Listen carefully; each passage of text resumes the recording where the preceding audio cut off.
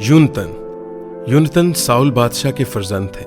ये खुदा से प्यार करने वाले और खुदा पर भरोसा रखने वाले थे। इनके वालिद का नाम साउल, जो इसराइल के पहले बादशाह हुए, और वालदा का नाम अहीनोएम था। यूनतन दाऊद के बहुत अच्छे दोस्त थे।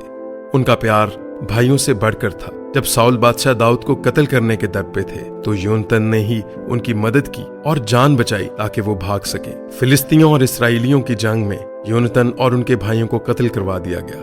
बुजुर्ग दाऊद ने साउल बादशाह और अपने दोस्त यूनतन की वफात पर मातम किया और वो उनसे बेहद मोहब्बत करते थे। आपकी जिंदगी में भी बहुत से दोस्त होंगे, मगर दाऊद और यूनतन की दोस्ती एक अजीम मिसाल है। यूनतन ने हर तरह से अपने दोस्त बुजुर्ग दाऊद का साथ दिया और उनकी मदद की। उन्होंने ऐसा नहीं सोचा कि अगर मुकद्दस दाऊद की जिंदगी बच गई तो मेरी बादशाही का क्या होगा, बल्कि वो सब कुछ जानने के बावजूद भी अपने बाप साउल बादशाह की मुखालफत करते और मुकद्दस दाऊद के साथ रहते और उनका साथ देते थे। वो इंसाफ से जिंदगी बसर कर रहे थे और वो ये जानते थे कि मेरा वालिद दाऊद को मारना चाहता है। इसके बावजूद वो मुकद्दस दाऊद का साथ दे रहे थे। इसकी खास वजह कि वो खुदा से प्यार करते थे और सच्चाई से वाकिफ थे। वो दाऊद को नुकसान नहीं पहुंचने देना चाहते थे।